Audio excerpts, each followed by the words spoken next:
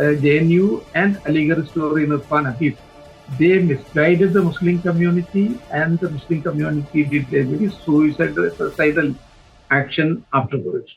The Ayodhya story doesn't get completed until we have heard from KK Mohammed. Sir, the first question, and we start from the very foundational question is, which years were the key excavations done in the Janambhoomi site, and who led those excavations? There were two excavations at the Janambhoomi site. In the peripheral area, there were other excavations also, but at the exact Janambhoomi site, there were two excavations. And the first excavation was led by Professor B.V. Lal, who was formerly the Director General of Archaeological Survey of India. And I had the privilege of participating in the excavation led by him. And the second excavation was led by another very seasoned archaeologist, Dr. B.R. Mani. He's a very seasoned and very sober archaeologist also. So it was he who had led the second team. That was in 2003. I was in the group of Professor B.B. Lal in the year 1976 and 77. And it was not, it was quite late when you came up with the findings, right?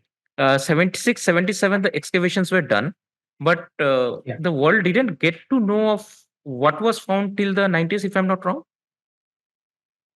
Yes, of course, I was not supposed to speak on the subject. It was only the director of the excavation. He had to speak. So in the year, although excavations was conducted in the year 1976 and 77, and the findings were for an academic committee. It was not for the general public, because in an archaeological survey of India, whatever we excavate, we discuss it among the archaeologists and for the academic community also. But in the year 1990, some of the professors of JNU and also Aligarh University came with a statement that the site was excavated by Professor B.B. Lal, and he did not get anything associated with temple at all, which was, of course, a false statement, totally false statement. Then Professor Lal had to come. He came out in his own defense, because for the first time he came out and he said, no, we have excavated and we have got a number of things associated with the temples. And at that time, I was in Madras. I was a deputy superintending archaeologist. Even at that time, I was not supposed to speak because I'm a government servant and my probation period was not over. And if the probation period is not over, I could be dismissed from my service without even being served with a show cause notice. So I was in a very perilous condition. But still, I thought that it is my duty to support Professor B.B. Lal.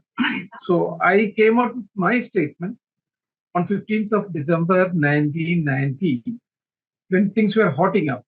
Because by that time, Madhvaniji had started his Rath Yatra, Vishwa Hindu Parishad had come up, and things were hotting up. And it was at that time these people had given a false statement, that is the Marxist historians.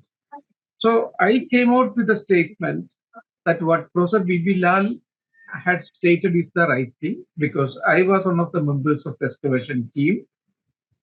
And then I also added, these communist historians, none of them are archaeologists. It is purely a technical subject. Archaeology is purely a technical subject. And hence they don't have any domain competence to speak on a very purely technical subject. So that was my second part of my statement. And the third part of the statement was that Ayodhya is as important for Hindu community as Makkah and Medina are for Muslims.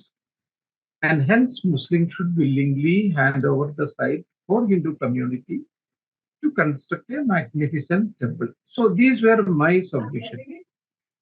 I could have understood had the site been related with Prophet Muhammad.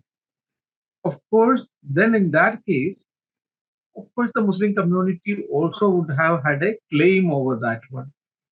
but it had no association with Prophet Muhammad. And the second most important people in Islam after Prophet Muhammad is four Khalifas. That is Hazrat Abu Bakr, Hazrat Umar, Hazrat Usman, Hazrat Ali. The site had no association with them at all. Or some of the prominent awliyas like the Ajmer Sharif, Khwaja Moinuddin Chishti or Nizamuddin Awliya or some other prominent awliyas. If it had any association with those people also, I too could have understood. But Hindu community cannot shift the place because this is the birthplace of Lord Ram, and at least it is believed, so they cannot shift the place from here to another place. But Muslims could very well, because it is not associated with Prophet Muhammad or Khalifas, and they could have done that one. And many of the Muslim community people were ready for that also. But it was this JNU and Aligarh story in Irfan Habib. They misguided the Muslim community, and the Muslim community did a very suicidal action afterwards.